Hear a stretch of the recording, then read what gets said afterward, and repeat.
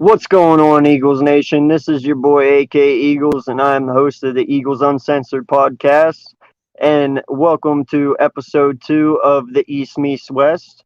And that's where me and my boy, Philly Foothills, over here, we're trying to get the East Coast and the West Coast and all the birds in between together at one podcast. And, just come together as one and talk, a little bit about game day rituals, what people like to do on Sundays before a football game, are you superstitious? What do you do before the win? What do you try to do to get the dub? All that kind of stuff. But, for today, what we're going to do is our part 2 of the top 32, and that is going to be the top 32 owners in the NFL. And this is a little interesting to me because I've never done this before. This Right. is the first time grading the owners. So, I did the best I can, and hopefully no one wants to blow my head off after this. But yeah, man, let them know where they can find you. And, if you haven't heard of my man, you've probably been living under a rock. So take it away, my guy. What is good? What is going on? What is cracking? I am Philly Foothills, and I am back in the nest out west, where I'm trying to bring you the best when it comes to Eagles content on YouTube. And yes, this is officially episode number 2 of East Meets West. Yes, this Yes, is sir. exciting to be doing this adventure with my guy here. So yeah, let's get it going, man. We've been I know we've both been having our difficulties with this list, so I'm eager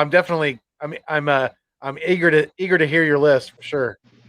What's going on, Big Play Slay? How you doing, man? Thank you for tuning in. What's going on, Richie everybody? Mack, as always, thank you for coming in. Coach Dante, my guy, what is going on? Appreciate you, man. You've been all over Eagles content creators Trey Rock. pages lately. You've been doing your thing, bro. Appreciate you coming through for all us Eagle content creators. One Trey Rock, what is going on, man? How you doing? Appreciate you, bro, for stopping in. Lindy Endzone, what is going on, dude? Appreciate you. Great content. So, how you guys, Hunter? How you doing, man? Going on, Appreciate Hunter? you, my guy, for stopping in. Definitely tune in tomorrow night at 7 p.m. Me and Hunter are going one-on-one and talking about the Eagles in this upcoming year and expectations and stuff like that. So definitely tune in tomorrow at 7 p.m. That's going to be a great stream between him and I. For sure, yeah. I'll definitely be tuning into that. Yeah, I can't wait either, man. I've been wanting to ask you a bunch of questions, so I appreciate you being here today, man. Listen in and please, definitely give And some keep up, insight if you feel. keep up the good work, Hunter. You're doing good things with with your writing and all that. So keep up the good work as well. Yes, sir, for sure. What's up, Doing guys? good, Coach Dante. Doing good, my guy. Appreciate you. Absolutely. We appreciate you guys checking into the live stream. We really, really do. Thank you so much. You get for supporting not only the East Meets West podcast that it's new. We're just getting into it, but also both of our channels. Make sure you guys go sub up Eagles Uncensored if you haven't already.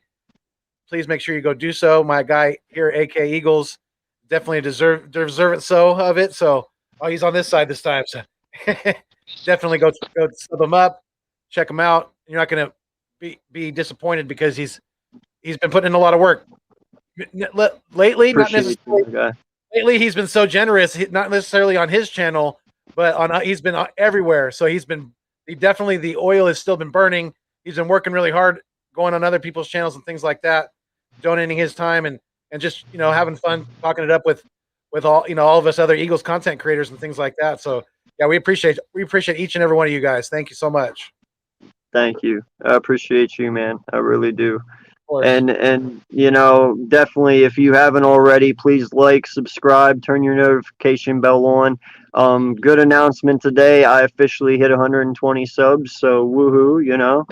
All Definitely right. proud of that. Appreciate each and every one for subbing in. Fuck you, crew is growing, so that's great to see. Absolutely. So definitely. So yeah, man, I'm totally excited to get into this because last weekend we were very close on what we were doing. So let's see if we can go for 2 for 2. Yeah, let's do it. So we're gonna start I think we should do it the same way as last time. Yep, 32-1. Yeah. So you want to start it off this time? Yeah, sure. I don't mind. I don't mind at all. I'll jump right into the fire. All Not right. a problem at all because this one's probably gonna piss off some division rivals. But at number 32, I have Daniel Snyder. Right off the gate, baby. Let's go. Right out the gate. 32. Right I, out the gate. Let's go. he's been to really kind of sum it up about Daniel Snyder. They haven't been anything at all under him.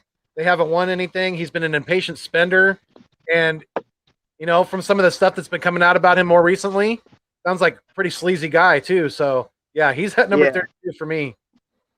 Yeah, I'm right there with you, man.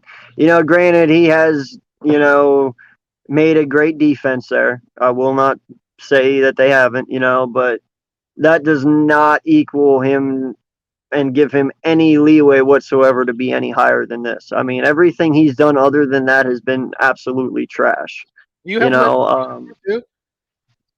What's that? Do you have him at 32 as well?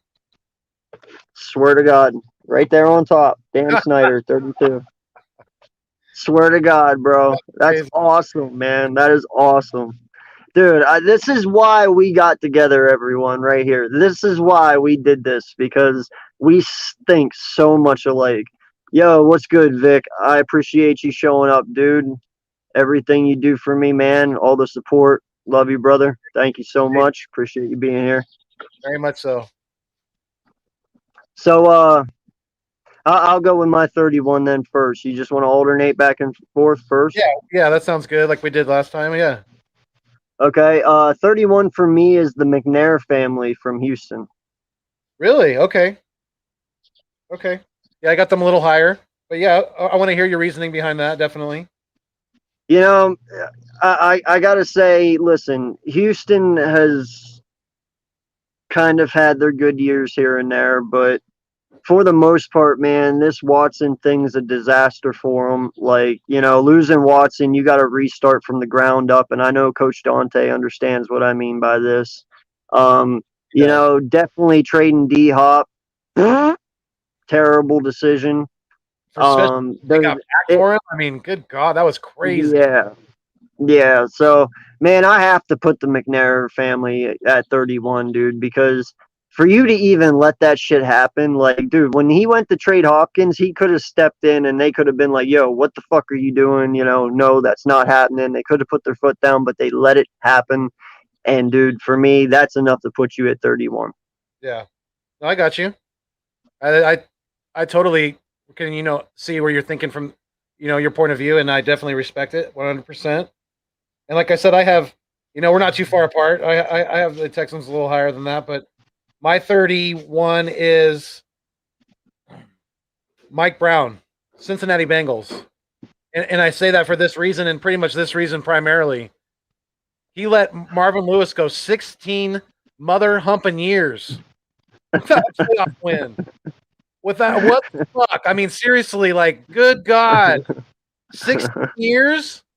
That's crazy to me. And the Bengals have been shit for, as long as since the 80s. So, yes, they've been shit, but they haven't been the worst. No, it's true. You're right. So I have them low, but I gave them a little bit higher because I feel there is some franchises who are below them, but we're right there. We're definitely there. You can't tell me the owner doesn't have complete control over who the fuck his head coach is. No, you're right. You know what I'm saying? You're right. Come on. Yeah. No. Yeah. So what do you? Mistakes were made. Absolutely. So at 30, I have Jimmy Haslam. Jimmy Haslam of the Cleveland Browns. Basically, since he's been the owner of them, they've gone through 6 head coaches plus an intern and 6 GMs in 8 years. So that just kind of to me, that speaks like dumpster fire if nothing does either. So I know they're turning it around. And I know Cleveland's definitely getting, they're getting better. But we're not talking about what the team's going to do this year. We're talking about owners and what they've done in their tenure, as in their ownership. So yeah, you guys this is our obviously all opinion based, so take it for what it is. We're just trying to bring you guys some entertainment in the summertime. And I'm also trying to be as factual as I can too. Absolutely. In my opinion base.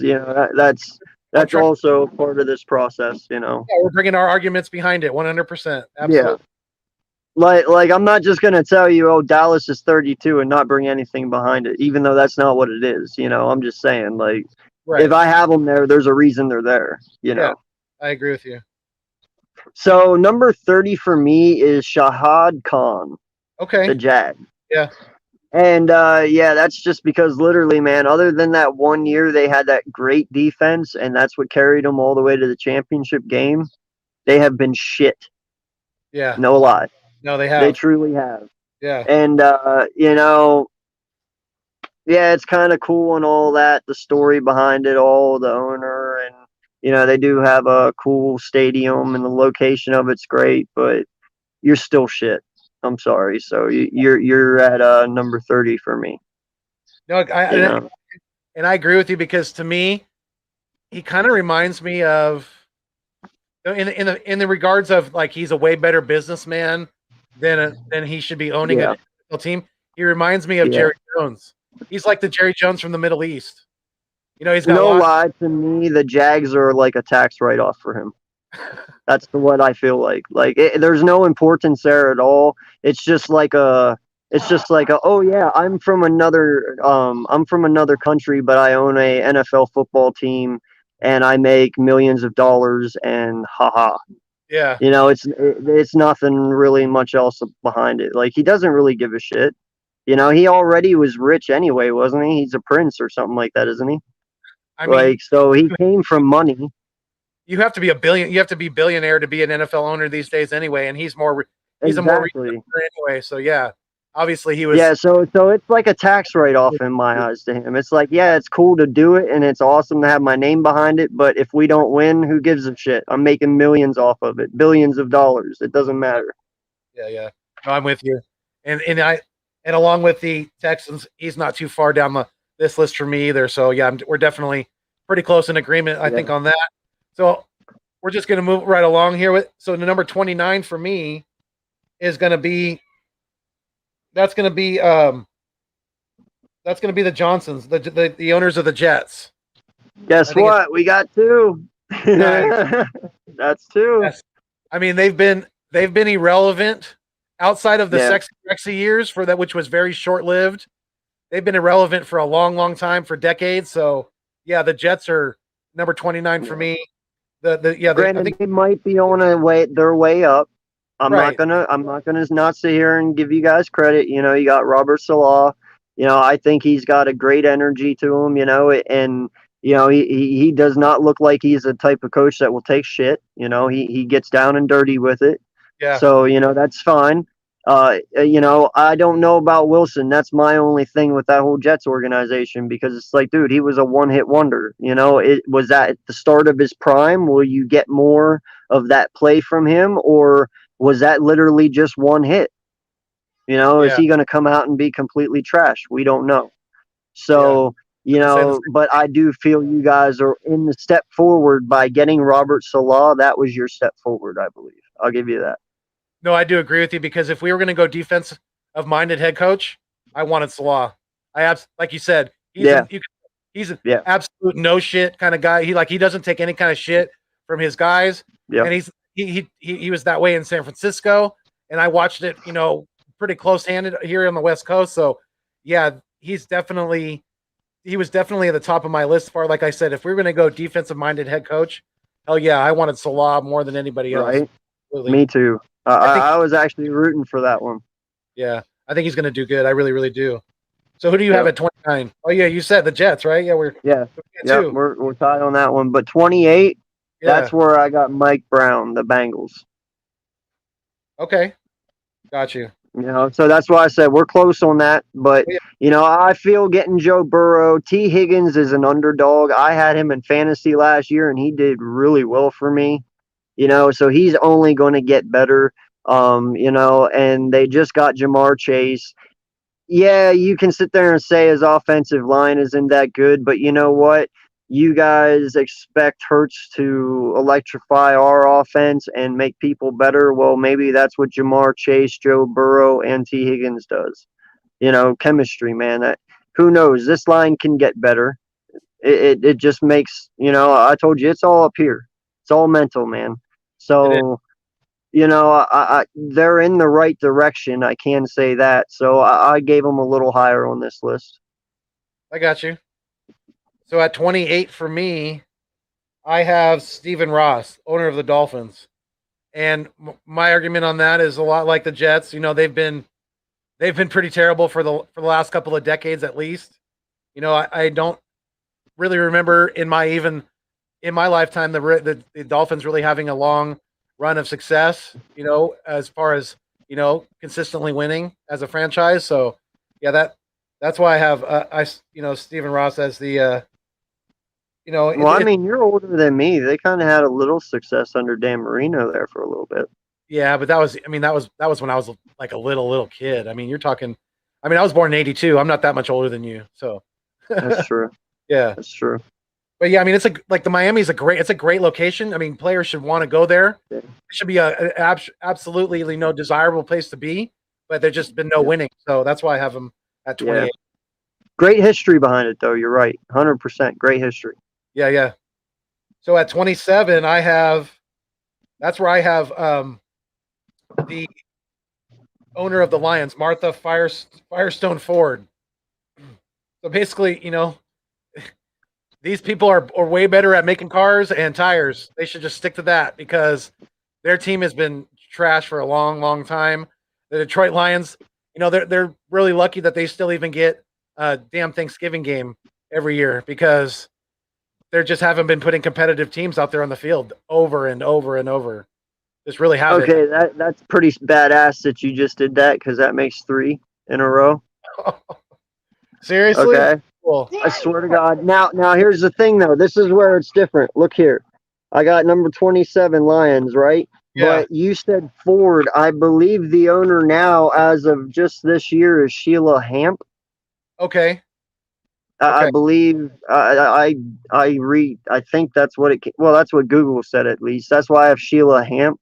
But I mean, they might both own it jointly. I don't know. Yeah. It might be a joint thing, but yeah, I definitely have the Lions right there at 27 as well. So that's awesome. That's 3 of them. I mean, they had Barry effing Sanders and they couldn't win with Barry Sanders. The guy's Calvin Johnson. You know why Barry was so good? Because he played flag football when he was a kid. Because if he can't pull your flag, the kids can't pull your flag, how the hell are they going to tackle you? Right. Yeah, you couldn't even win with Calvin Johnson, man. Yeah. That's what I'm saying. Megatron. Yeah, exactly. Another good example. Yeah. Just damn shame, And you know what sucks about that too, and that's why they're right there as well. This is why bad management, man. Because I just recently found out that whole Calvin Johnson situation. Yeah. Like I saw it on YouTube, and dude, that really depressed me. Like there was nothing. He wanted to continue playing football, and he wanted to go to another team. But dude, the Lions had him so deep. Their claws sunk so into him. It didn't matter if he retired. It didn't matter what he did. No matter what. He was a Lion. Like there was nothing he could do about it. So if he retired and tried to go to a different team, wasn't able to do it.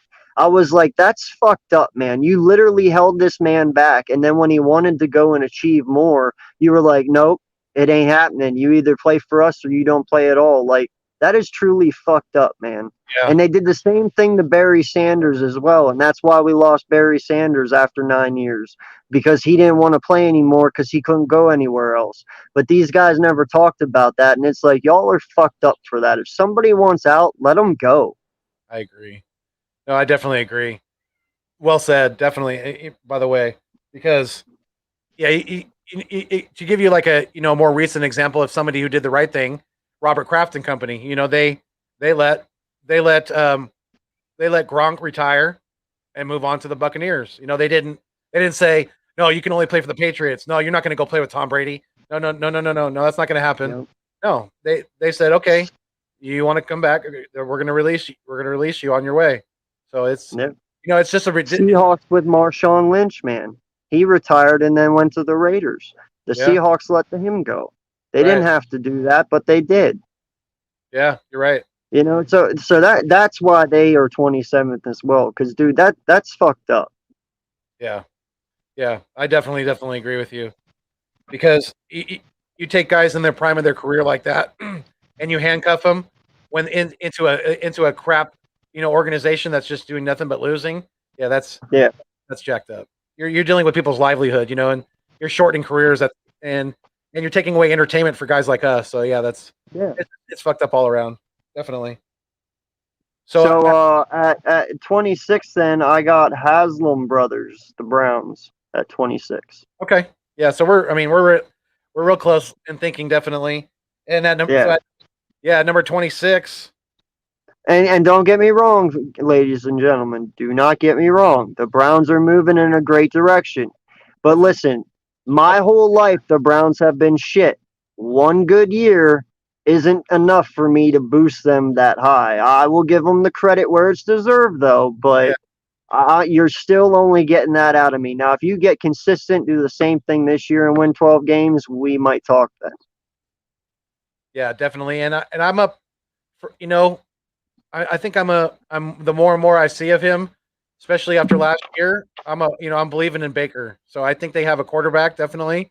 So I think they are definitely on the upward trend as a franchise. I agree with you for sure. I like that, how you said that, Eagle Slayer. That's a very well put statement right there. Definitely. Yeah, I'm glad you brought that up. I was gonna do that. I was thinking I was live streaming for a second. I was about to post it up myself. Yeah, no, that's a very good statement, man. I wish I could pin it, but I can't right yet at the moment because I'm on my StreamYard. So no, it's very no, it's good, definitely. So at 20, so at 26 for me, that's where I have Sahad Khan, the Jaguars owner. okay. Yeah, okay. And like I said, to me, he's all in it for like you said, it's a tax write off. He's in it for the money. He's not really in it for the fans or for the for the good best of the team, things like that. So yeah, I just I'm not too high on that guy either. Definitely. You got 25. Okay, so 25 for me. That's where I have Cal McNair, the Texans owner. And yeah, like you said, even before this whole Watson thing came about, the whole Bill O'Brien thing was a complete disaster. He had way too much power in Houston, and I think Coach Dante would agree with me on that as well.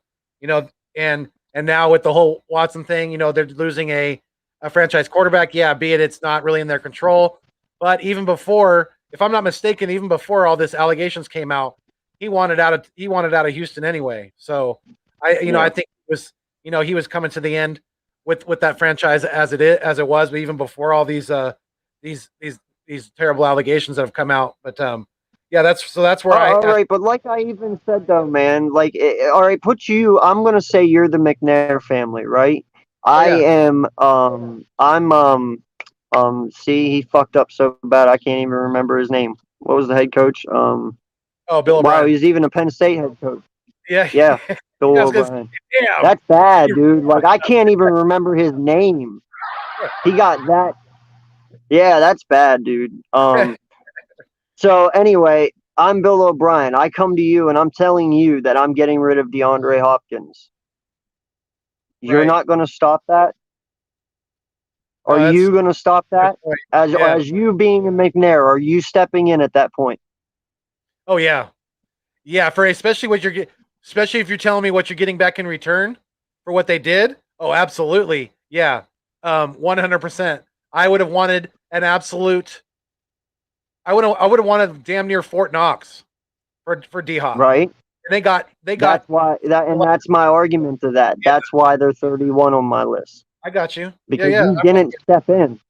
You didn't step in. Like there's no excuse for that at that point. No, I totally see where you're coming from. And I can't argue with that point of view too much because that when you bring up the D Hopkins, situation as a scenario, yeah, that makes the owner look very, very bad. Absolutely. Because like I said, Bill O'Brien had way too much power. Yeah. Yeah. So so you have 24, right? No, I'm at 25. You Well, that's just did right. 25. You haven't done Yeah. 25 yet. Yeah. So I have Michael Bidwell, the Cardinals owner, at 25. Okay. All right. Now, granted, they are on the up and up. Yeah. Like I said, I based a lot of this off of like that. All these guys have pretty much been owners for a long time.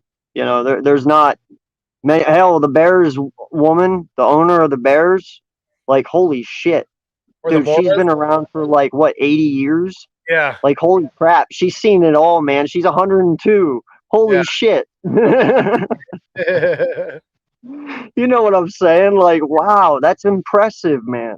Right. So, like, I had to base like career stats too, like how long they've owned the team, how successful they've been while they've owned it, Definitely. and the Cardinals, they haven't always been the best, so, but they are on the scale up, but that's also why I have them over the Browns, Yeah. Lions, all them. So, Now, remember back, and I know you remember this because you're old enough. yeah. Did we have 5 teams in our division when they were in the NFC East? The Cardinals? Was it, the 4 that we have now plus them? Because I know they used to be in the NFC East. Because we used to play them twice a year. I know you remember that. I will have to Google that one. I want to say you're correct, It had to but be I will have to Google it. because they added a team, right? Because they added the Texans, Yeah. I think, right? Because the Texans are I think the newest franchise, right? Yes, the Yeah. Texans are. That Yeah. they were what oh Now, the Titans used to be the Oilers. The no Titans, no no I'm saying when they were established. I'm trying to think when yeah. they. I'm trying. I I don't think it remember. was like '98, wasn't it? I think it was right around I want to say right around the turn of the century. Yeah. Yeah. So yeah, I'd say they're the newest ones, but Yeah. no. In all honesty, man, what I think should happen here in the next probably 10 years or so is I wouldn't mind seeing a whole conference reshuffle. Like for instance, in all honesty, Pittsburgh should be in our division because they're right next door to us. If you want to be serious, NFC East should probably be Philadelphia, Pittsburgh, Baltimore, Washington, What and about then then your NFC North would be Buffalo, Patriots, both New York the Giants and Jets. or the Vikings? Yeah, it would be interesting how if they You could. know, but That would be yeah, kind of but cool though, to give it a little different, you know, different yeah. variety, different feel to it. That would be kind of cool. I agree with Yeah, you. but kind of put everyone in the respectable areas because you have the NFC East and Dallas Cowboys are in the NFC East. They're not even in the fucking East. They're Right, South Central. Like, right. how can you even have them in the NFC East? They're not even in the NFC East. Yeah, they should Like, be it like makes no sense. they should be like in the AFC West or something like that. It, or the AFC South is what it should Yeah, be. They yeah, should yeah, be in the AFC South. yeah. And that's the way, but they have it all shuffled around. So it's like we should get to the point where we should reshuffle it again and put them back in the rightful positions. Yeah, And I would love to play Pittsburgh twice a year again, man. That'd be fucking dope. yeah. It would bring back the Steagles, huh?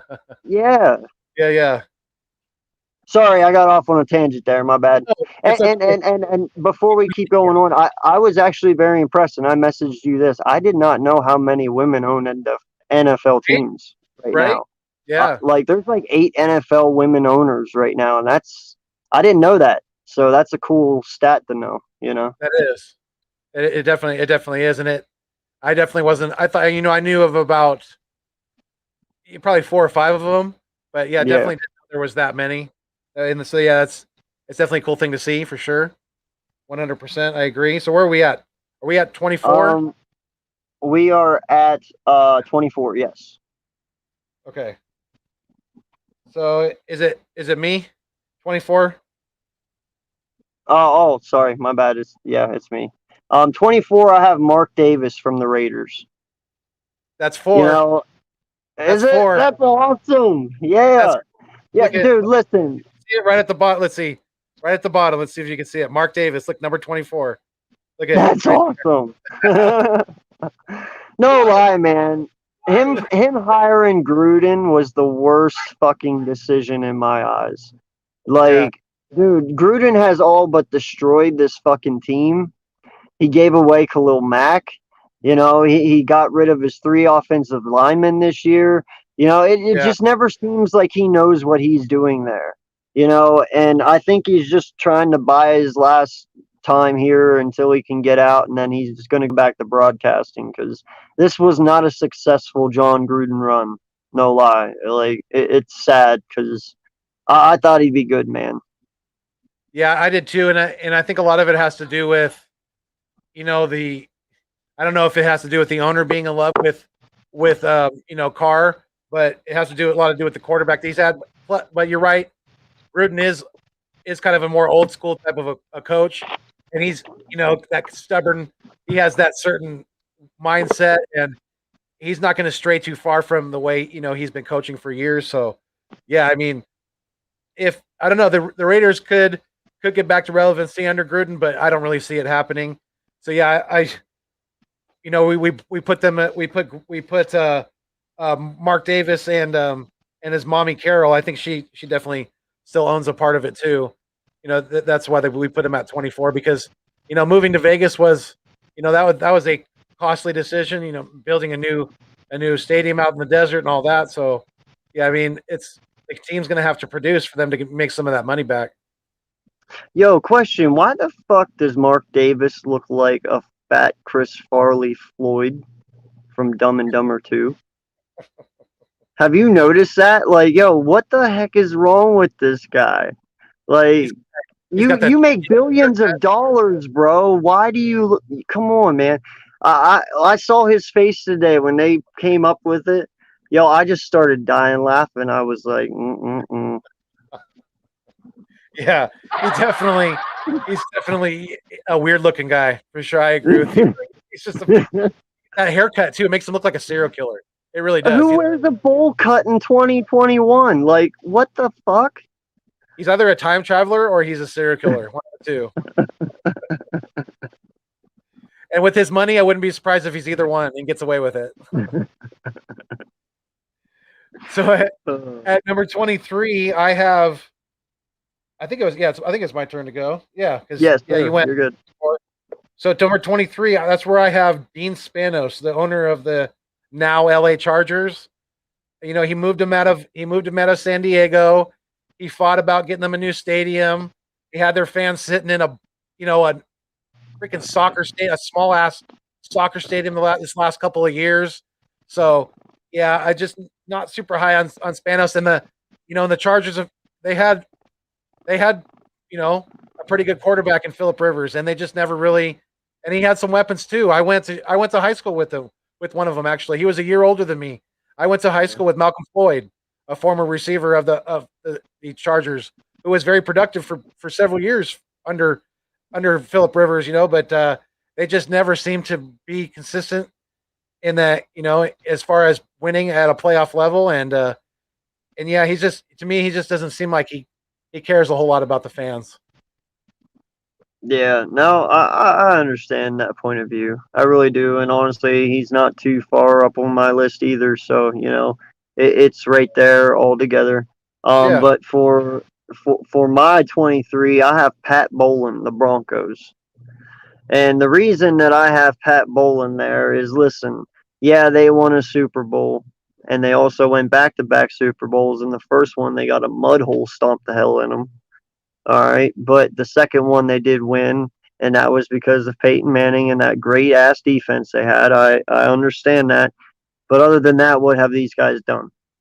The expectations Right. have always been Since high, and they haven't really done anything. John Elway being brought in there, everyone was like, "Yo, he's going to change this team." Yeah, he changed it for that 1 year.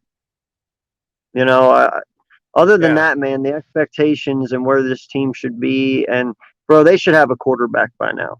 I don't like. They've reached. Yeah, if So they got to if be Elway's there, such, man. yeah, if Elway's such a quarterback, kind of a guru, which he's supposed to be or whatever, then yeah, they should definitely because he's had prime opportunities to get one. So definitely could see Yeah. your mindset from then your point of view from that pick there. So so I think it's your turn. So at number, what do you have at 22? 22. Yes, 22. I have David Temper from the Panthers. Yeah, we were close. I have him at Oh, 21. damn. That was close to 5. Damn. Yeah. No, actually, no. It's funny you say that because my 21's the Chargers. Got you. So Yeah, that's see, how close we were. We were yeah, very close. We were one away. We flip flopped pretty much 23 to 21. We flip flopped them. yeah, yeah. So, yeah, but no, I have David Temper at 22. Listen, yeah, they made it to the Super Bowl and they failed because Cam ultimately got scared and he didn't go for it. Right. But other than that, man, this team losing Kuechly, losing Cam Newton, you know, I'm sorry, but I do not believe in Sam Darnold. I mean, yeah, he played on the Jets. Who am I kidding? But still, I didn't even see anything then that really excited me that much. So we'll just see. But Yeah. that's why I have them at 22 because they do have some successful seasons under their belt. So they have to be higher than these other guys, but they're nothing near what they should be. So And yeah, and that's pretty much my argument behind having Michael Bidwell with the Cardinals at 22 because their success has been pretty short lived since he's been the owner, taking over in 07. They did a lot like the Panthers, like you just said. They got to a Super Bowl and lost, and that's pretty much been yeah. their what they've been hanging their hat on since then. Especially as he's been the owner. So yeah, that's why I have Michael Bidwell, the owner of the Arizona Cardinals, at number 22. At number 21, like I said, I have David Tepper, and yeah, you stole my thunder pretty much. I mean, outside of the year that Cam won the MVP, they've been pretty mediocre at best. So Yeah. yeah, that's why I have the Panthers at 21. Yep. And then I have oh, I told you 21 mine. That I have Dean Spanos, the Chargers owner, at 21. That's right. Yeah, yeah. So Yeah. at So and that's pretty much the same argument you had. You have Philip Rivers, you had Keenan Allen. You had pretty good halfbacks. You had LaDainian Tomlinson at one time. Marshawn Lee, All these great players, man, and you didn't get it done. Shame on you. right? Shame. Yeah, and he's the big So, reason that I forgot to mention that about Spanos. He's the big reason that Eli didn't want to go there. He's the big yeah. reason the Manning family did not want Eli playing for the Chargers because of Yeah. Dean Spanos. So yeah, But I do like the Herbert signing. I really, actually, truly think Herbert's a good thing for the Chargers. So, in all honesty, that's why he's a little bit higher here on this list because of that Herbert. If not, if they didn't have Herbert, man, they'd probably be lower on my list than 21. That's for sure. I agree with you definitely. And then at 20, I have Arthur Blank, Atlanta. Ooh, okay, okay, all And right. you know what? I have them there because, yeah, you know what? Listen, bro, you're never living down that 28 to nothing lead. You're never living that down. You won't. And then not just that, but this team has completely diminished since then. Like, what? I'm supposed to be scared of Matt Ryan. I'm supposed to be scared of Todd Gurley. Really? You gave away Julio Jones. You gave him away. And yeah, you got Kyle Pitts, but in my eyes, man, yeah, he's going to be a solid player for them, but he's not going to become impactful until next year. Gotcha. I at least give tight ends a year. So, but even still, their defense is shit. Like, You no, have good arguments. No, you have good arguments, and I have Arthur Blank a little bit higher on this list. So But I'll give you my reasoning for that when we get to him. So, but at 20 for me, I have the owner of the Bills, Terry. I think it's Terry Pagula. You know, so basically for like the last 20 years, through the whole Tom Brady era, the Bills were just like the Jets, just like freaking Dolphins, not competitive whatsoever. They gave Tom Brady the easiest years, absolutely, as far as getting wins stacked up, having an easy walk in the division, and just you know, um, they stunk for a long, long time, and he's been a big part of that. So that's why I have him at. That's why I have the owner of the Bills at 20. At number 19, I have. That's where I have the Glazer family that that's the current owner of the Tampa Bay Bucks. Because basically, yeah, I get it. They got Tom Brady, but they're damn lucky that they did because if they didn't, they wouldn't be relevant. They would nobody would be talking about them right now. They wouldn't have won the Super Bowl last year, and you know they've had some decent talent come in and out of there.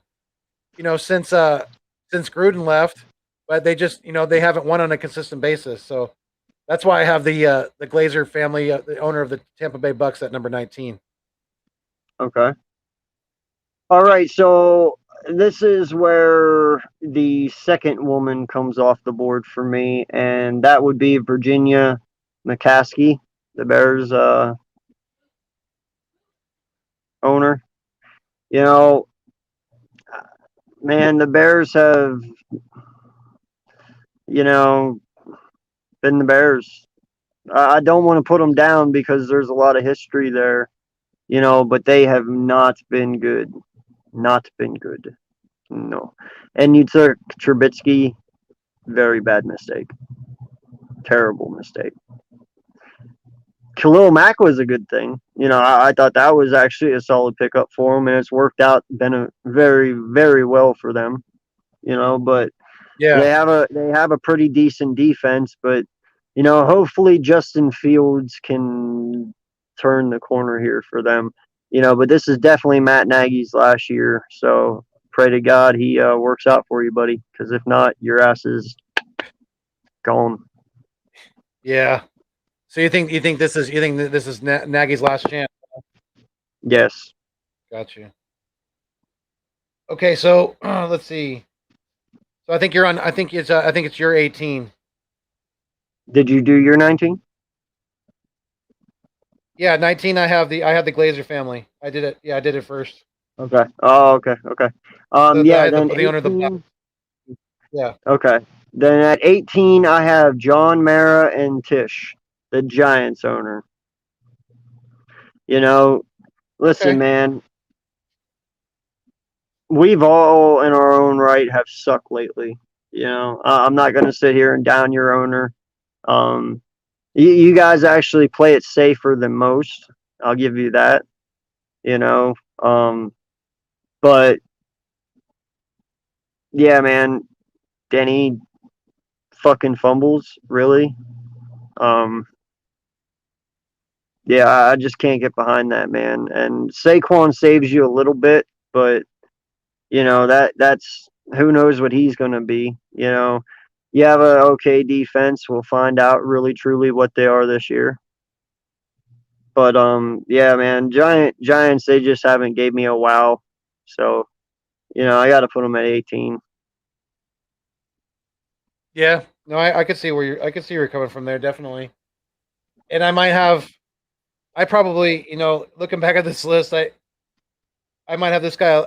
I might have the owner of the Broncos a little bit higher than I, some might have liked, but that's who I have at 18. The Okay. My argument for that is, they've put some competitive defenses definitely together. Definitely Von Miller has been, a pretty amazing defensive end in his own right. So Yeah. and but my argument with them is, especially with the owner, is why the hell is John Elway still there? He Yeah. is he has shown no reason, really not a whole lot of capability of being a really successful GM, in this league. So just, I think they're letting the personal feelings and, in the history behind him with the team and all that get in the way of business. So yeah, that's why I have them at 18. And then, at 17, that's where I have Jim Irsay of the Colts. Okay. And the reason why I say that is because, outside of, Peyton Manning he's a Hall of Fame quarterback. So, outside of that, Andrew Luck retired very young, and they just really haven't had a lot of. They've been decent at times. They've been a little bit above average at times, and then so they've been making some playoff runs here and there, but just not enough consistency for me, and I know we all have our issues, we all have our addictions, we all have our things like that, but for an owner to let some things like that get out and set, what kind of an example are you setting for some of these young guys, coming into the league, that we're trying to, we're scratching our head wondering, why the hell are they, they keep getting in trouble. Well, when they see people of power, that get in trouble and then they just get a slap on the wrist, things like that, then and he may, I forget what exactly punishment he got, I forgot, but he may have gotten a little bit more than a slap on the wrist, but you know what I'm saying. I get it. He's not setting a good example for the franchise, just for the players and coming into the league and things like that. So yeah, that's why I have Irsay at 17. All right. Yo, real quick, what's going on, Jordy Fighter? What's going on, Brenda Cox? Thank you for coming in. I appreciate you guys for stopping by. Hello. 6 people in the chat here. Please like, subscribe, hit the notification bell, turn it on so you know when we go live. And definitely thank you for joining in. Appreciate everyone for being here.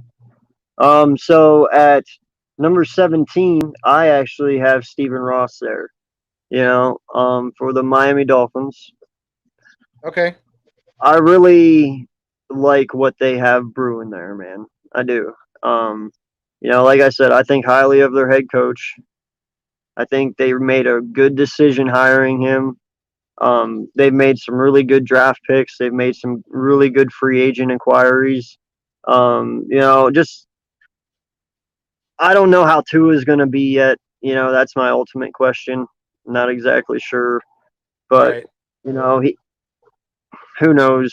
We're not getting into that subject, but he has an upside. We just don't know what it is. Could it be great? Can it be decent? Is it mediocre? What? Who knows? So, there is some questions there that still need to be answered before they can make it to, the Super Bowl. But for the most part, though, they've done a hell of a job rebuilding this franchise so far.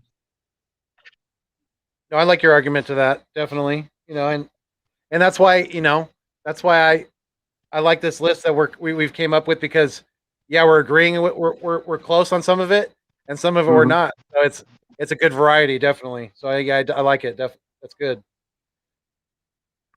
So at 16, number for you, go ahead. Yeah. Yeah, at number 16, then that's where Jerry Jones comes into play. Okay. All right, because listen, we all know he likes to be in his shit. He likes to be in everything. It's Jerry's world there. Yep. And bro, you were on a 20-year fucking drought. Like, that should tell you something right there. Maybe you should step back a little bit. Because you haven't won. 25-year drought. Yeah, thanks for the math. Even worse, 25. I was giving you a little bit of credit. 25.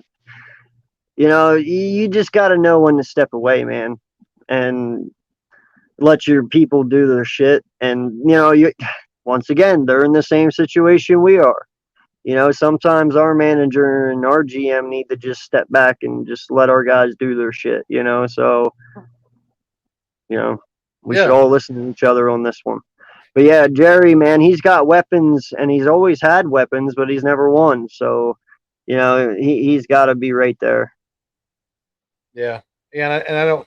We're not too far apart with Jerry, so I'll definitely get to him in a second. But at 16, I have where I have the owner of the Rams, Stan Kroenke. You know, he's not a great owner, and he's not a bad owner. He's just kind of that middle of the road type of owner.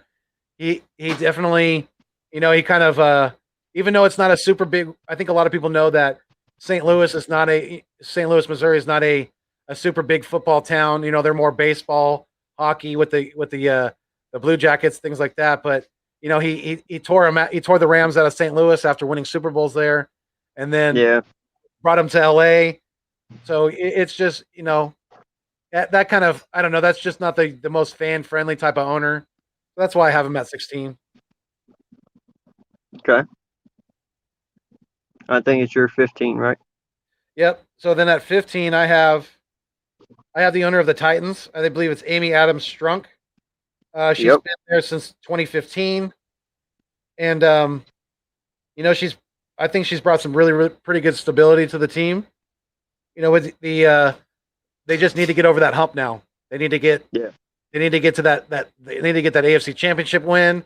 They need to get Derrick Henry to a Super Bowl and let him show off what he can do on the biggest of stages in the NFL, because I love that kid. I wish he was an Eagle. I would like have so many Derrick Henry jerseys, it wouldn't even be funny, because he's an absolute beast.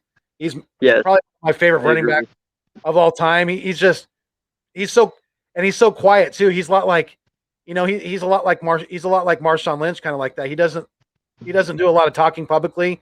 He's Yeah. not a big media or anything like that. But man, does he kill it out there on that football field. He is absolutely dominant. Mhm.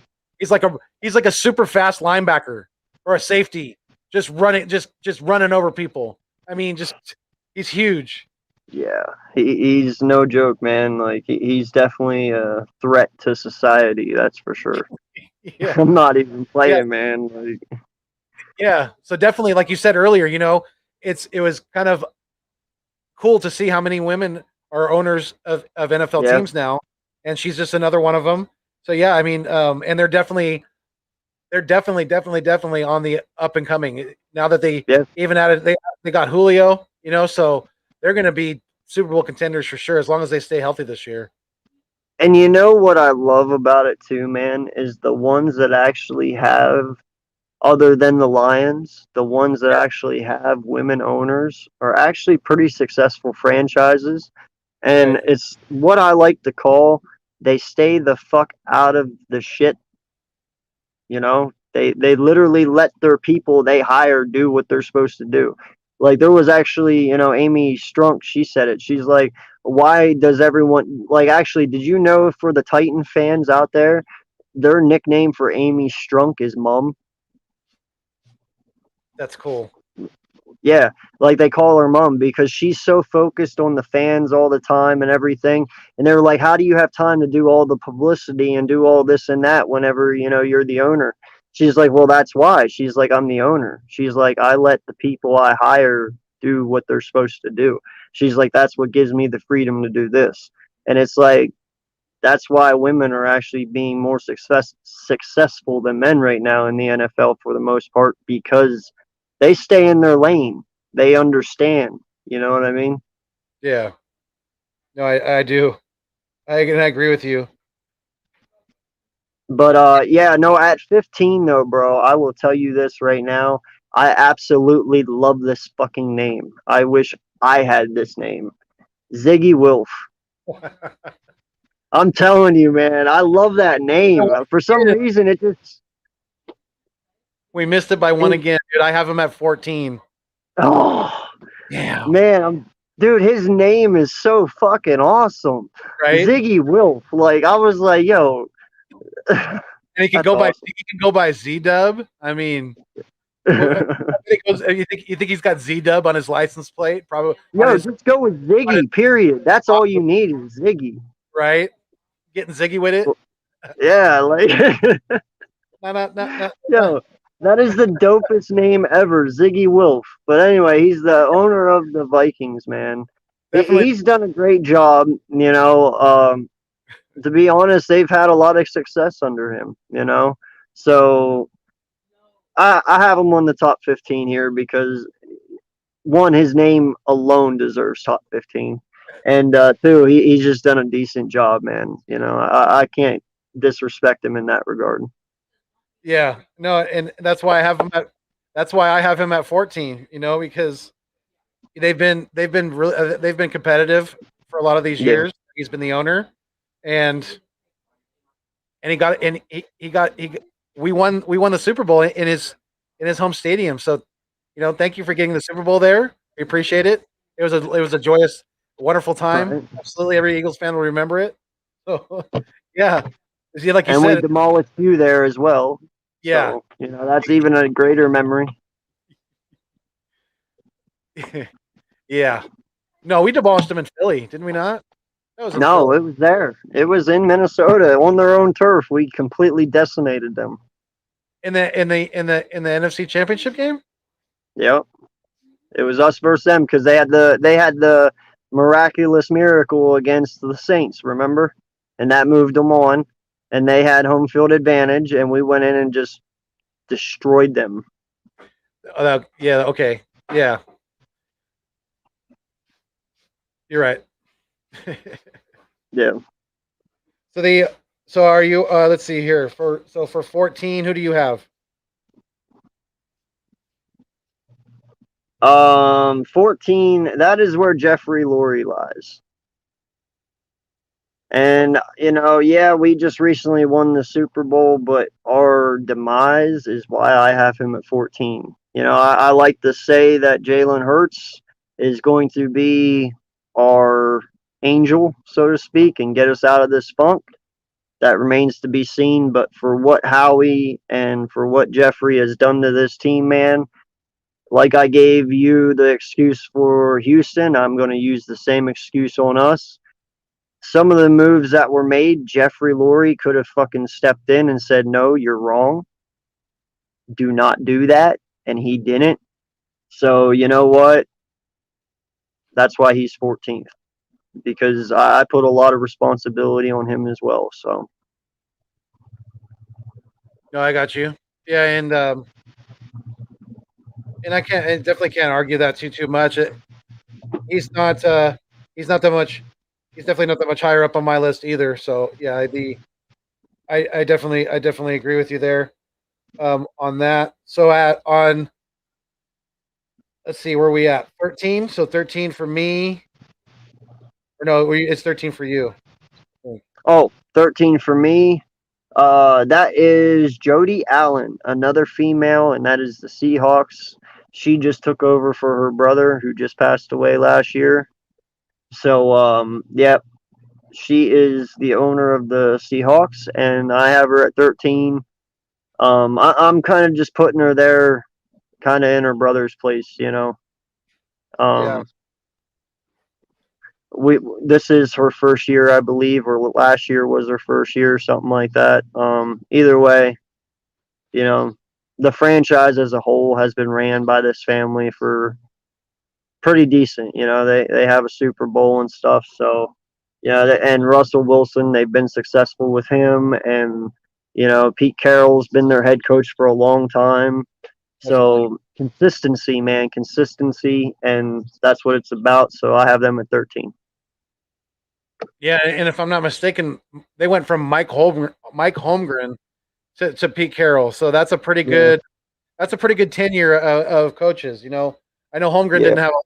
didn't have a ton of success in Seattle, but they did go to a Super Bowl. So they were pretty definitely above average, definitely out Mm. there on the field for a long time.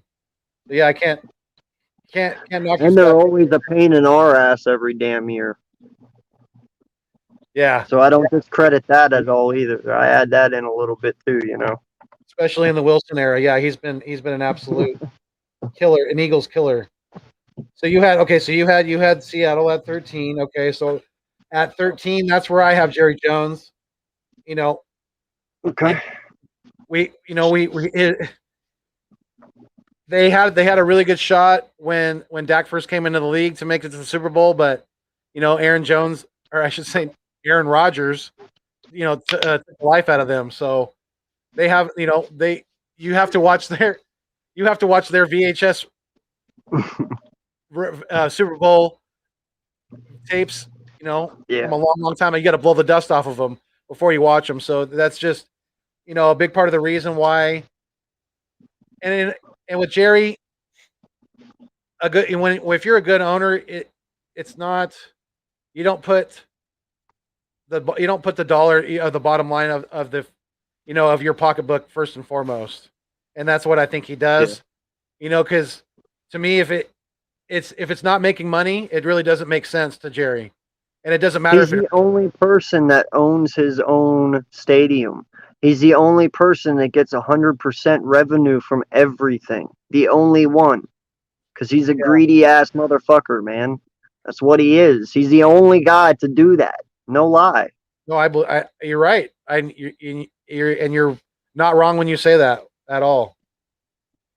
So yeah, that's, and it's not like they haven't had. It's not like they haven't had talent. They just, and to me, his Jerry Jones's dumbass is a big reason why Jimmy Johnson, why he left so quickly from Dallas. They could have had a long, long run of success under Jimmy Johnson, because I think Jimmy Johnson is a very, very underrated head coach. And I don't like giving a lot of Dallas anybody credit, but I think that he's definitely very, very good at spotting talent and things like that. So, yeah, I mean, Jerry really screwed himself, by running Jimmy out of town. Well, and I think another big downfall of his too was holding on to Jason Garrett for so fucking long. Like, holy shit, man. What is your problem? Why could you not let this man go? Whether or not he was like your son or not. Yeah. Bro, it's about winning. Yeah. He was not winning. Like, there was nothing to argue here, So holding on to Garrett for so long is definitely another reason he has to be on that list down a little ways, Yeah. I totally agree, and I'm glad you brought that up, because I had that in the back of my mind to, to bring that up as a point. So yeah, definitely. Yeah. And it's a lot like, it's kind of getting that way with Howie and Jeffrey Lurie, but Eagles fans, let's remember that, Jeff has already fired, he's already fired Joe Banner, and Joe Banner was very close to him, very, very close to him too. So he's definitely not afraid to do so. The further and further we get out from Mr. Howie Horrible getting an extension, I think the better it is going to be for us going forward. Well, and I want to ask you something real quick on that. Because he's not extended yet. I mean, do you feel like any happiness whatsoever that it's not going to get done? Because don't you think if Jeffrey wanted him here, it'd be done already? Yeah, I think so. Yeah, I really, really do. And unless something really, really crazy happens with the success of this team this year, yeah, I really don't see him, entrusting definitely 2 first-round picks and possibly 3 in Howie Roseman next year. Yeah, I just don't. I don't see him entrusting him with that. I really, really don't. And like you just said, I think it's a good sign that he hasn't been re-signed yet. I mean, I'm not overthinking that, am I? I mean, wouldn't in all logical, if he was realistically going to be here after this year, would he not have already extended him? Yeah, no, I definitely agree with you. I don't think you're overthinking it at all, because I think that Jeff is keeping that back door open for possible GMs to, keep an eye on that position and that job. And I don't think there's any other position out there that would be really as enticing with that many draft picks on the board, and we're going to have some more cap space next year to spend in free agency and things like that. So, and we possibly have a very dynamic quarterback, possibly. And I say possibly because we don't know, but we could have a very dynamic quarterback under a rookie deal for the next, 3 to 4 years, possibly. So, I mean, 3 probably max. 4 might be pushing it, but I mean, you know what I'm saying, though. We don't have to pay someone. That's why I don't want. That's why I think people are absolutely out of their minds when they want Deshaun Watson because Yeah, no, Watson might no. make it better now, but we're going to be broke later, and it's not going to be that much later. Believe me. And then we're going to be out of pocket all these valuable draft picks that we could be stockpiling and that we need to be using to rebuild this team. Well, and you nailed it right on the head right there, man. We still have too many needs on this team to be giving picks away. Yes. You know, we do. Realistically, we have way too many needs. We do not have the luxury of giving first rounders away at this point. Oh. You know, we need everything we have. Oh. You know. Yeah, that's why I totally agreed with you when you said no, we're not giving if the Dolphins come at us with a trade for Xavier Howard, we're not giving you a first round pick. We'll give you a second round maybe for him and maybe a couple of players that we want to get rid of that maybe you might be interested in that still contribute for you, but we're not giving you that draft capital. It's way too valuable at this point for us. Like, no lie, man. I just want people to realize something real quick, you know, and it is really starting to bug me about something. You know, this whole thing about Jalen Hurts. You know, everyone is just, you got to calm your jets a little bit, okay? Here's the thing. And I don't know where we all got spun out of control here. When did we start thinking that we need an MVP quarterback? Facts. I really want to know this answer to anyone out there. Since when was it that you need an MVP quarterback to win a Super Bowl? I mean, I mean, I get it. Tom Brady has 7 Super Bowls and he has multiple MVPs, but that's fucking Tom Brady. Swipe that aside. That doesn't count. That's unique. Lamar Jackson have two MVPs, but how many Super Bowl rings do they have? Yeah, you know, so the thing is, you can win with Jalen Hurts. Just build the fucking team around him. If he's not so successful this year, then okay, we need a couple more pieces. But eventually you will build that team to the point where you will be able to win and be successful. And you'll possibly even be able to win a Super Bowl with him. But don't think for 1 second you need an MVP quarterback. Let's just not confuse that. Well said. Definitely well said, my friend. I agree with you. And because we don't. We really don't. And we need to stop pushing that narrative because, and we need to remember that we have to spread to win championships, you got to spread the money around. You got to be able to let everybody have a piece of the pie.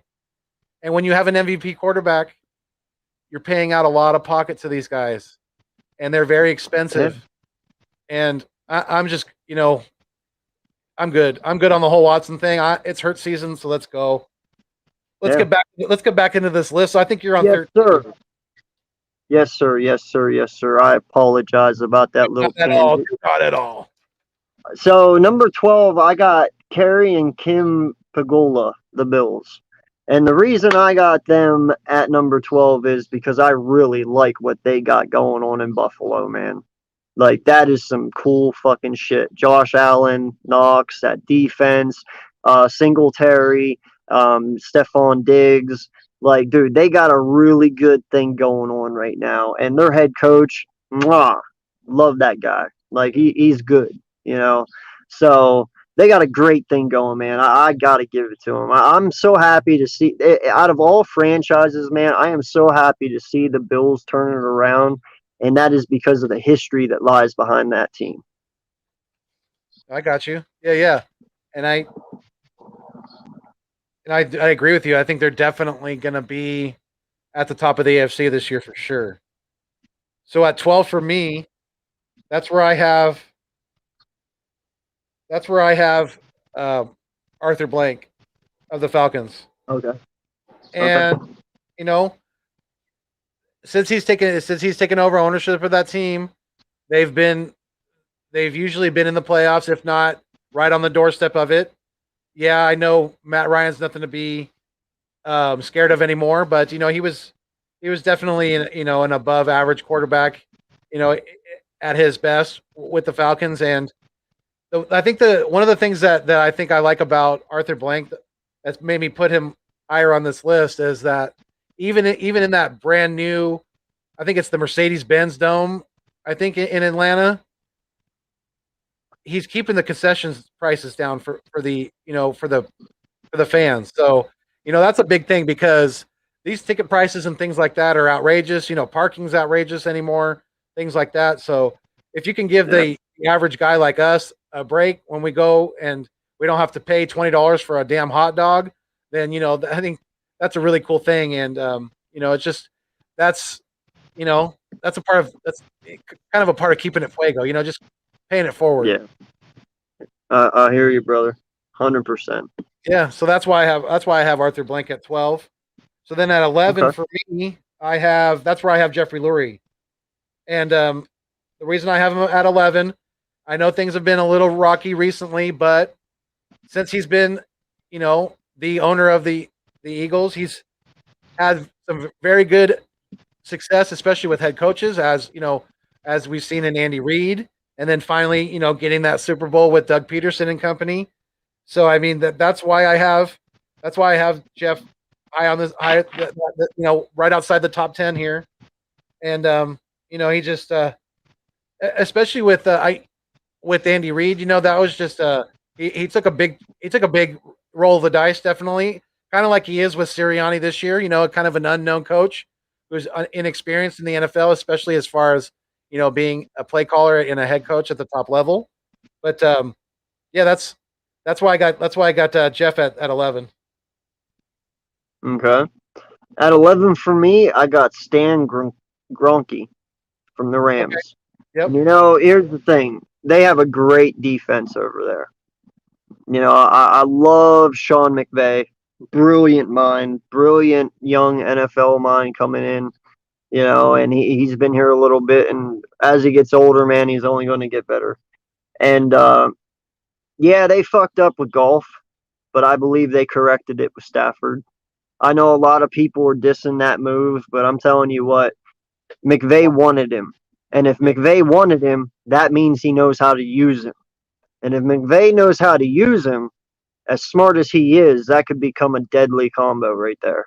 Very So much. do not sleep on the Rams here. I believe they might have corrected their flaw and they realized it and they got who they wanted. So, they just made it work with Goff as long as they needed to until the guy they wanted came about and they got him. So Yeah. who knows what's going to happen here, man. But the Rams for sure have changed it.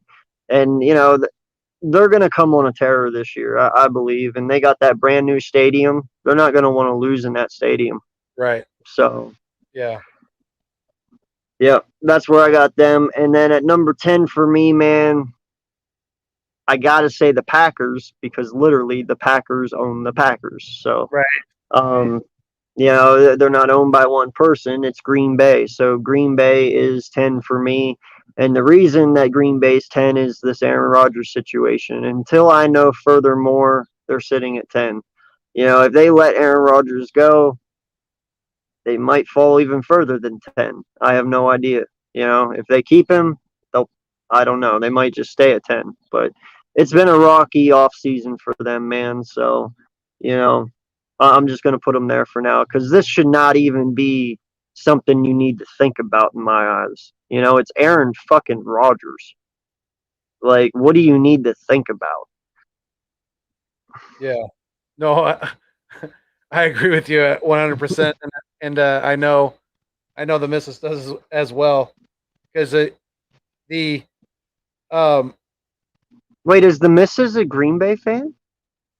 no, she's just an Aaron Rodgers fan. Oh, okay, okay. No, I was gonna say no. That's cool because, like I told you, man, my stepson's a Green Bay fan. I'd be like, wow, that's something else in common we got. But Yeah, yeah, yeah. No, she's and she likes the fact that they're owned, like you said, by the fans. So that's a kind of cool thing. But yeah, she's yeah, definitely more of an Aaron Rodgers guy, definitely. gotcha. Yeah. So at 10 for me, that's where I have the owner of the Bears, and I know they've been Yep. they've been what they've been definitely for a while, but just the reason why I put them this high is just for the fact that that they've been owners of that team for a long, long time. It's passed down through the family, so that's just I think that's a very, very cool thing in itself. And they've had their runs of they definitely had their runs of success. They were dominant in the '80s with the Chicago Bears defense and things like that. So yeah, for sure. And being that Virginia is 97, she has more recently, I think, given the some of the power to the more of the front office people. So that's definitely I think a good thing for the franchise going forward. So who do you have at number 9? Oh, it is me? Okay, I thought it might have been you. No, All right, number 9, I have Amy Strunk from Tennessee. And the reason that she sits there is because, like you said earlier, she's only owned this team for about, 5-6 years? Yeah. Not very long. Yeah. And in those 5 years, man, she's really made these guys successful and really made them competitors. So, don't sleep on this woman. She seems to know what she's doing, and she hires some really smart individuals around her so she doesn't mess up.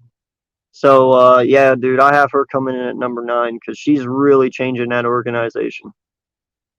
Yeah, no, I agree with you, definitely, 100%. So then at number 8 for me, is it 8 for me or is it 9 for me? No, it's 9 for you. 9. It's 9 for me. Yeah, that's right. Okay. Yep. So at number 9 for me, that's where I have the Mara family, the Giants owners.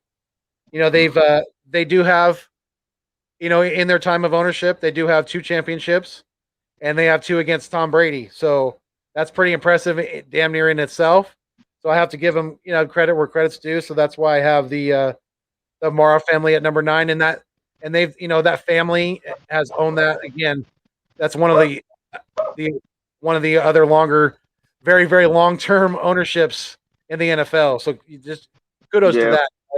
That's not always easy to do. Yeah. And so then number 8? Yep. So then at number 8, that's where I have the Seahawks owner, who is, I think that's currently Jody Allen, the wife of Paul Allen. And they've been dominant with Russell Wilson. He's been a great pick. They had the Legion of Boom. They've had a lot of success in the more recent years. So yeah, the Seahawks are definitely the more consistent teams that are usually always in the playoffs. They're always towards the top of their division. I don't know if it's going to be that way this year because their division's very stacked. So we're going to have to see how that plays out. But Russell Wilson's definitely got his work cut out for him this year. I give him a lot of credit because a lot of the years, not just this year, a lot of the years the NFC West is competitive. The Niners have been up and down, but they've been competitive for a while. The Rams have been up and coming under Sean McVay.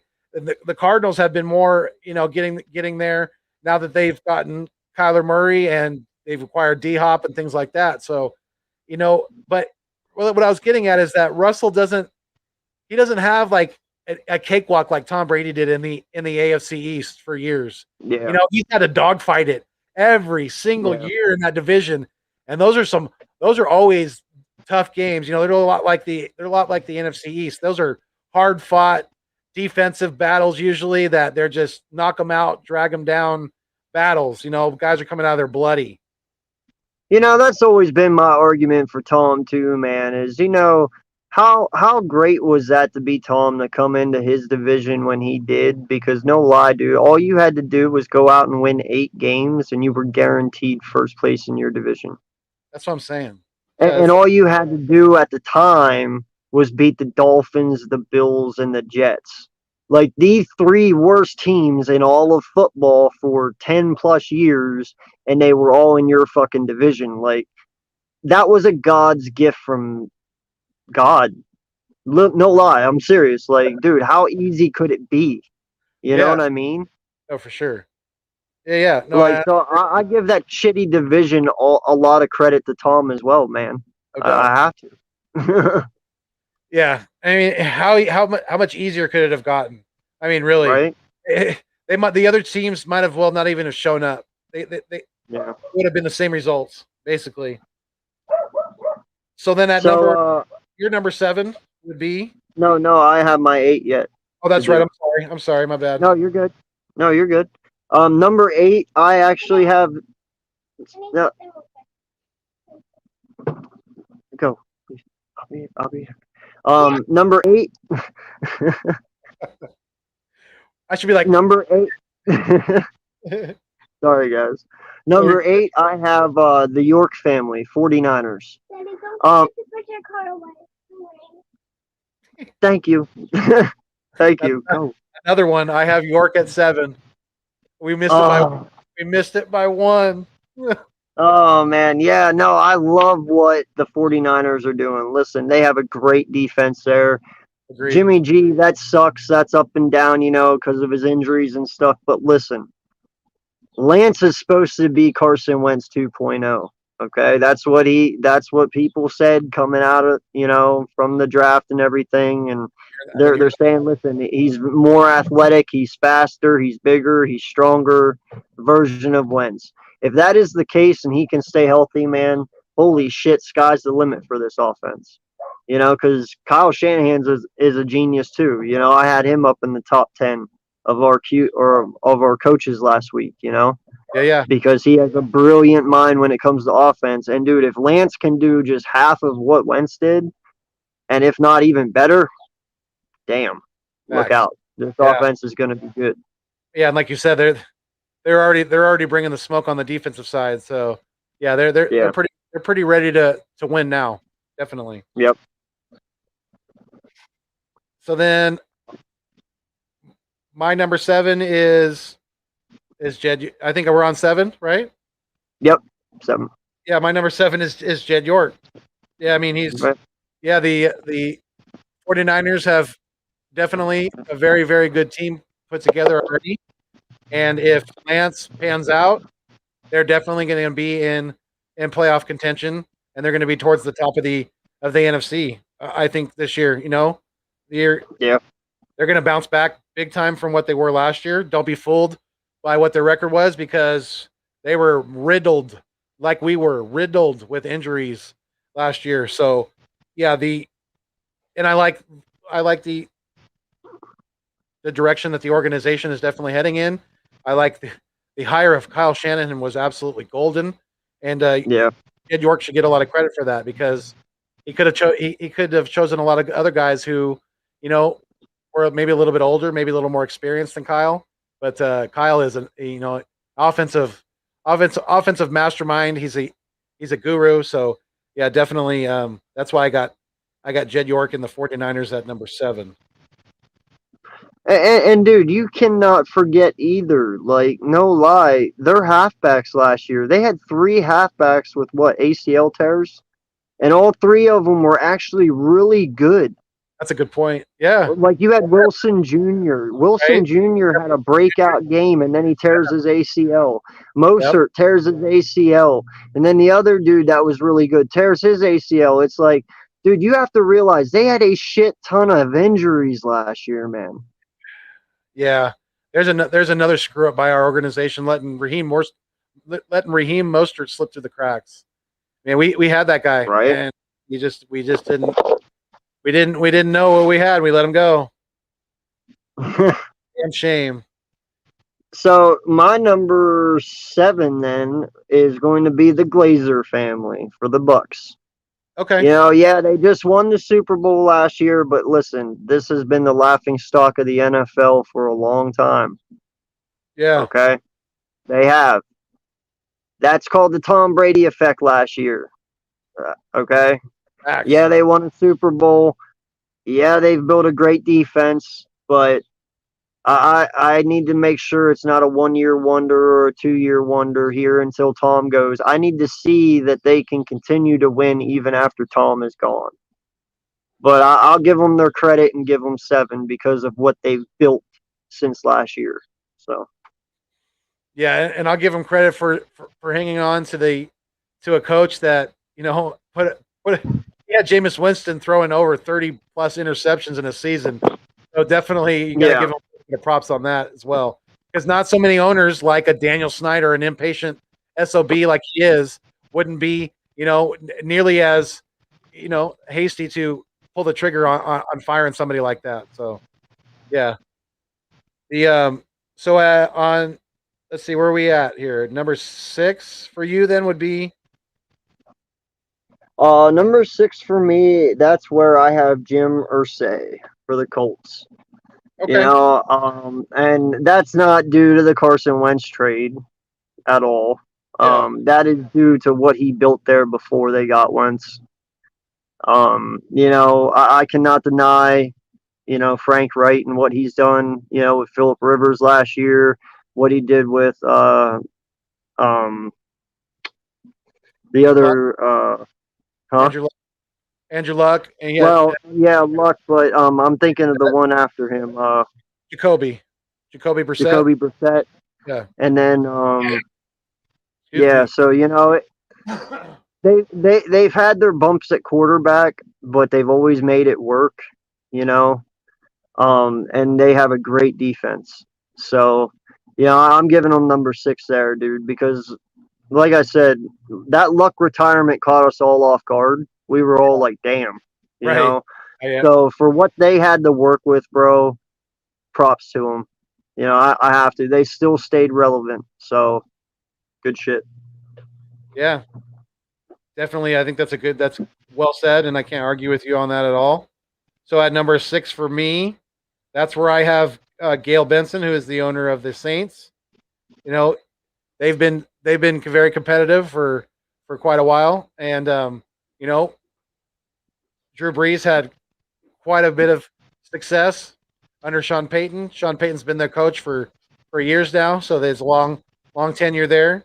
It just they've withstood Hurricane Katrina and things like that. So just very very shown very very good things through adversity.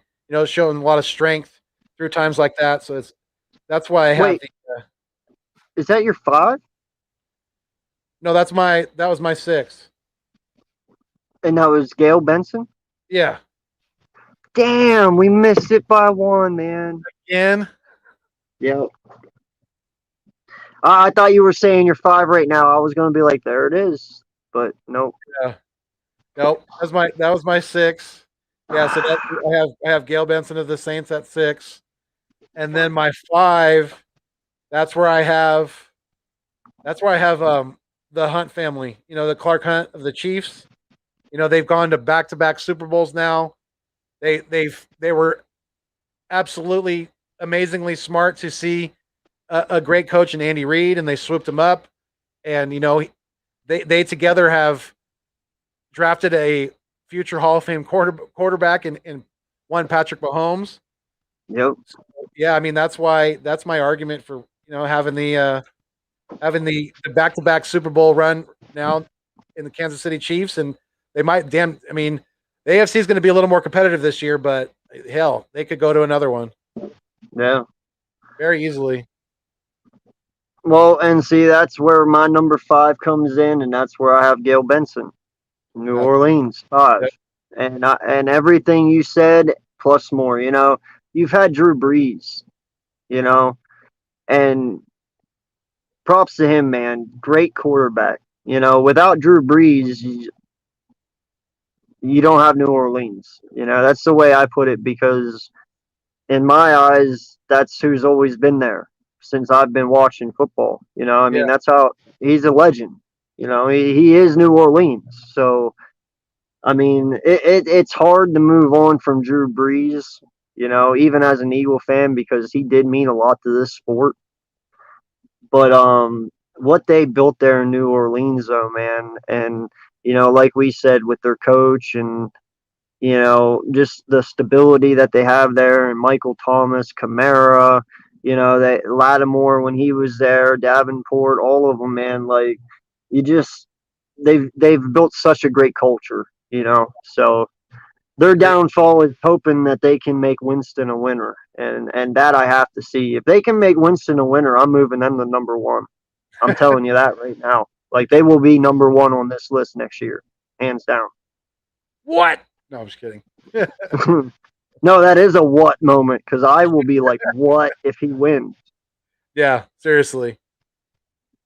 So, no, and I agree with you. You know, we're very, very close, like you just said, with the Saints. So, at number 4, who do you have?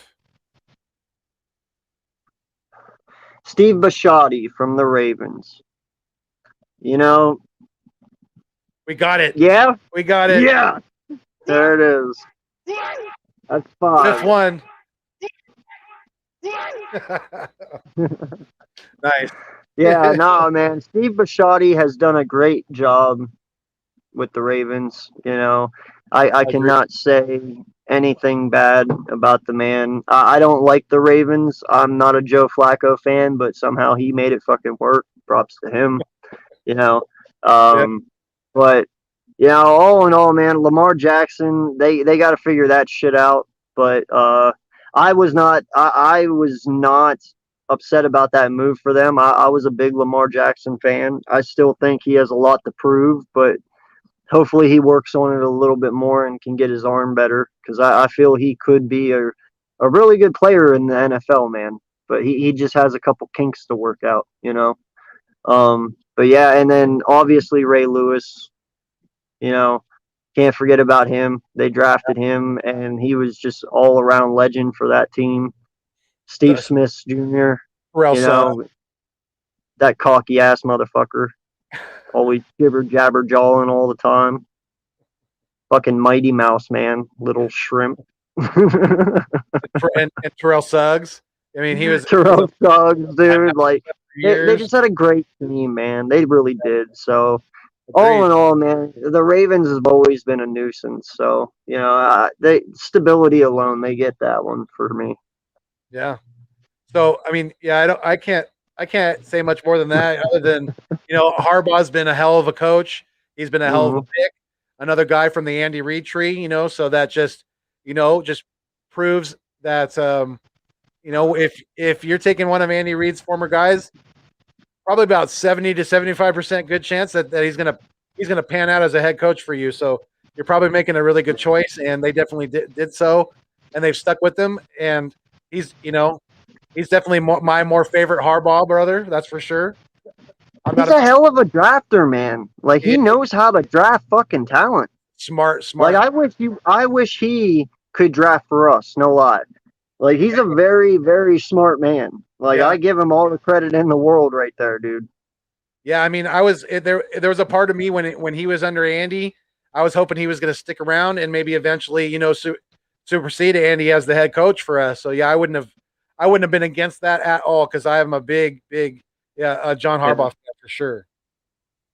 And like you said, they had Jackson. Somebody needs to spot fucking talent in this room, man. Shit. Right.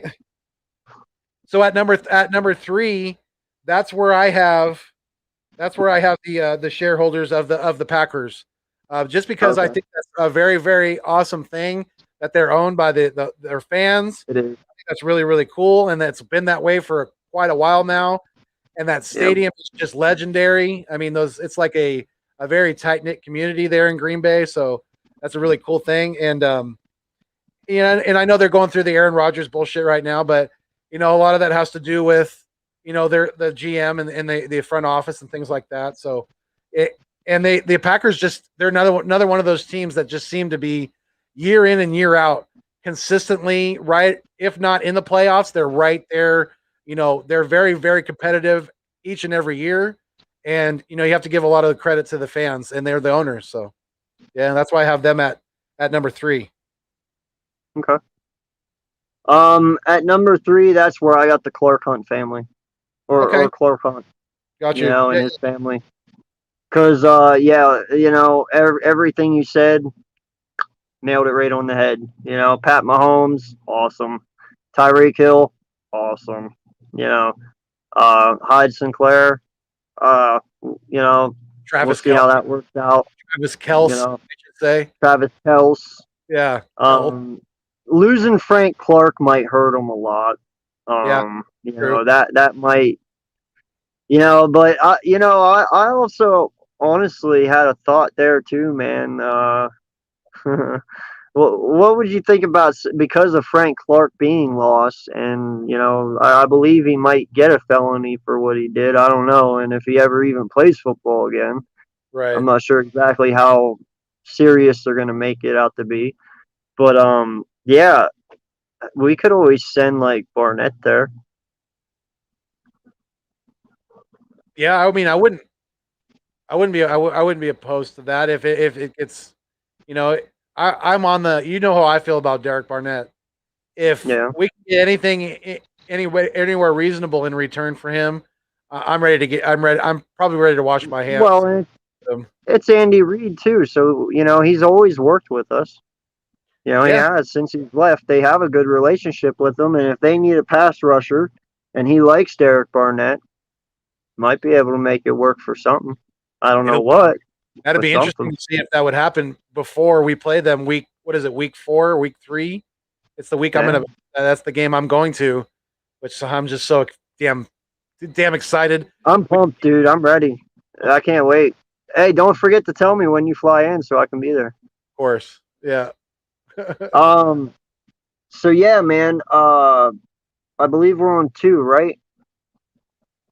Yeah. You did your 3, which Yep. was yep. That was Clark Hunt. So number 2, man, I gotta give it to him. It's going to the Rooney family. Listen, That's 6. 3 head coaches in 30 fucking years. Are you shitting me? Isn't it like Like, come isn't it like on. isn't it like 40, 50? It's, I mean, how when did Chuck Noll first take over the Steelers? Wasn't that like in like the early 70s? I'd have to go get my wife to ask that question, man. That's more her field. All I know is it's been only 3 coaches, dude. Right? Like Like only 3. lifetimes. Yeah, like that's Yeah, absolute crazy stability when it comes to ownership. When you have that much yeah, success with with that few of head coaches, that's crazy. yeah. Yeah, we have 6 the fucking Super Bowls with 3 coaches. That's incredible. Like without a incredible. doubt. Without it, So, and Mike Tomlin hands was, down, man, the Rooney family gets that one. yeah. So I think our last 2 are the same then, because we only have 2 left. So, and that's who I have at 2. Yeah, that's And 7. when you, yeah, when you when you could take Mike Tomlin, who is the youngest coach ever, and he becomes the Super Bowl winning coach, right? Right after Bill Cowher, and then Bill Cowher was legendary in himself, and then you go to Chuck Noll before that. I mean, yeah, that's Yeah. that. When you talk about stability in a franchise, I think of the Steelers. I do, even Yeah. though they might not have as many championships now as New England, but yeah, when I think of very, very good stability and just a lot of continued success over Yeah. decades, yeah, Pittsburgh definitely. Yep. And then obviously we both have Robert Kraft at 1, but that's only because of 7 Super Bowls, man. That's it. Yeah. I mean, there isn't much more to say. You had Bill Belichick and you had great defenses for 10 years. Props to you, man. That's awesome. You had Tom Brady. You had Rob Gronkowski. You had Danny Amendola. You had Julian Edelman, and you made it work. Props, Yeah. So, All those Super Bowl runs, all those rings. yeah. Absolutely. Yep. Next time, the I don't. There's probably not. We don't even know if there's going to be a next time a franchise goes on that kind of a I'll be run. right back. Go ahead. I'll be right back. No problem.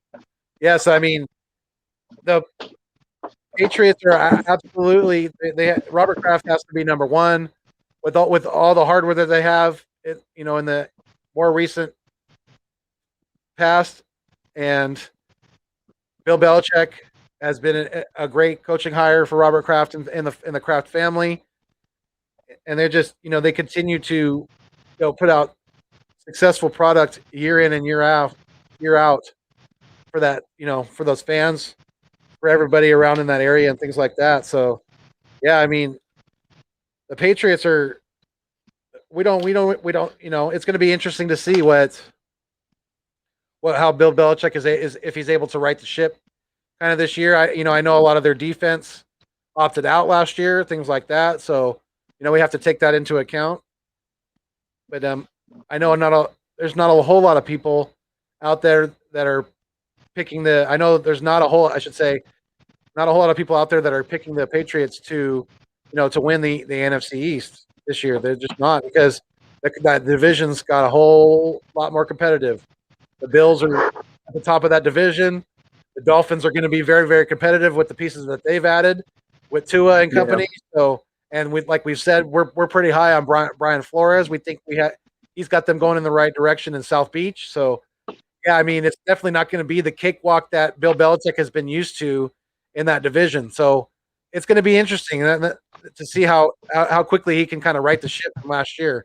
And like I was saying, I don't know if you heard me while you were gone, but a lot of the New England defense, they did opt out last year. So, Bill can kind of use that as an excuse, which definitely is a valid one, because when you have a lot of starting guys that aren't there all of a sudden, then that's a big, those are some big holes to fill. So it's going to be. My only issue with them is I just don't know if Cam Newton's Cam Newton anymore, man.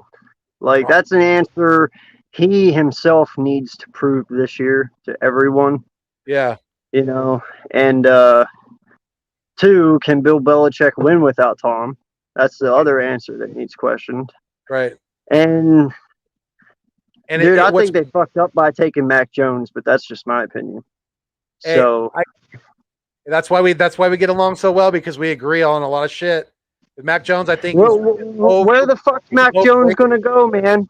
He's overrated. Everyone wants to sit there and say, "Oh, the NFL is getting faster and stronger."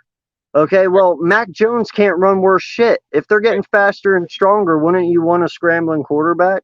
Yeah, but instead you get the most mobile guy in the NFL, like literally. Yeah, and if you're trying to develop your offense around Cam and maybe have him moving around, some things like that, and let's say Cam goes down or Cam plays like shit, then you gotta adjust your offense pretty substantially for Mac Jones, because like you said, he's a fucking statue back there. And, yeah, he may be accurate, but how accurate is he going to be? Let's see, when he's got a 250, 260 pound linebacker or defensive end coming down on him and blasting him to the ground. Let's see how accurate he is then. Yeah, I mean, don't get me wrong. The only reason Tom Brady was successful last year is because they kept him standing up. Yeah. Let's not lie. If there was pressure on Tom Brady last year, that would not have worked out. At no way in hell would that have worked out. What was Tom going to do? Run? That's why I don't understand these defenses that play against him that don't blitz. How are you not going to blitz Tom Brady? I understand right? he can beat you with some quick throws and things like that, but you can't just let him sit back there and drink his tea and knit his sweaters and watch freaking, Stranger Things on Netflix while he's back there, looking for an open receiver. It's like, good God, get some pressure on the. No lie, bro. Where's he going? Exactly. Where's he going? So if you get him off of his spot, if you get him moving, he's not gonna move. You're gonna get him on the ground. That's the only place he is going, is to the ground. Yeah, it's just I don't get it. I don't get it with some of these defensive coordinators. They just, we're going to drop back and put guys in coverage. Well, he's shown you time and time again that he can beat that, and he's going to continue to beat that. If you don't put any pressure on that, that's when teams have beat him, when they've gotten him on the ground, when they've gotten him dirty, when they've gotten him frustrated and off of his spot, when they've blitzed Tom Brady. That's a part of the recipe to success, to beat that quarterback. Oh, yeah, for sure. And JC, I 100% agree with you, my guy. 100%. Because listen, at 42 years old, if you went out right now and said, "Oh yeah, I played all year with a torn ACL," dude, you automatically are like the toughest badass there is.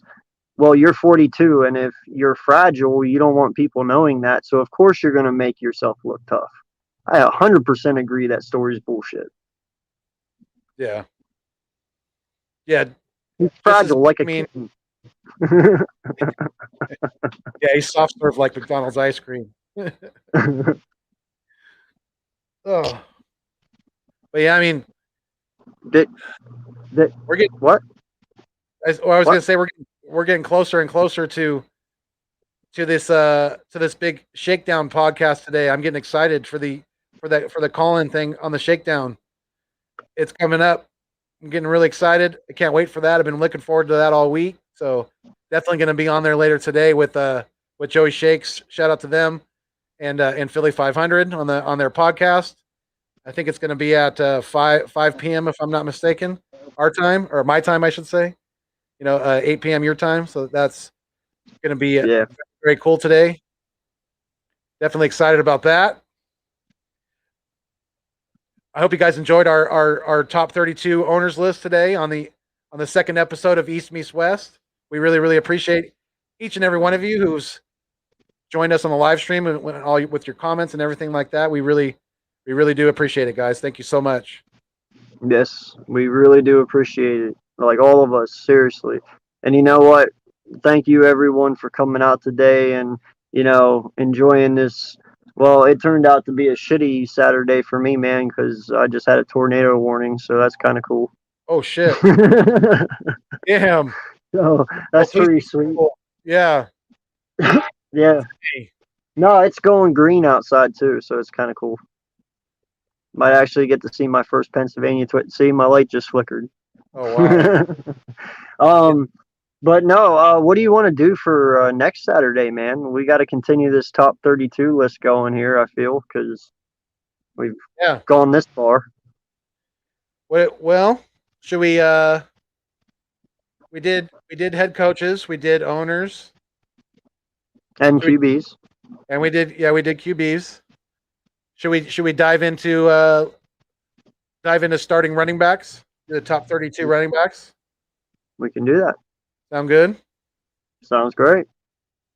Cool. Let's plan on that. I already know who's number one. I think we all do. Yeah. So there's one we have right. Without a doubt. Once again, guys, I do appreciate you guys for all coming out and joining us today on the East Meets West podcast. This is episode number 2. And once again, I appreciate my guy, Philly Foothills, for joining me. And one more time, my guy, why don't you let them all know where they can find you? Of course, I appreciate you, man. I'm loving co-hosting this podcast with you. It's been a lot of fun so far. But yeah, for those of you who are new to me, new to Philly Foothills, please come check me out. I'm out here in California holding it down for Eagles Nation, out here in the nest out west with your boy Philly Foothills. It's always a Philly Fuego production. That is my alter ego, the producer of the show, and just a very, very fun character that I like to entertain people with and just show my Eagles pride through. Let the green bleed through. So yeah, absolutely. Come check me out. Nest Out West on YouTube. Type in The Nest Out West, or you can type in Philly Foothills. It'll pop up either way. Sub me up. I'm knocking on the door of 950 subscribers. I only need like 10 more to get there. So 1,000 is right around the corner. So that's really, really exciting. And I love and appreciate each and every one of my Philbillies. And that's what you will become if you become a part of the show. So please make sure that you like, share, and subscribe to keep my dream alive. I really, really appreciate each and every one of you. You guys are the food in the water of the channel. Without you, it does not continue to survive. So please continue to do so. Love and appreciate each and every one of you. And again, thank you so much for you guys tuning in today to the second episode of East Meets West. Yes, we do appreciate you guys. And until next time, and also next week, it will be on his channel. So definitely go to his channel to see us next Saturday. Yes. But until next time, everyone, fly Eagles fly. We love you guys. Thank you so much for the support. And, be safe. Peace. Keep it fuego.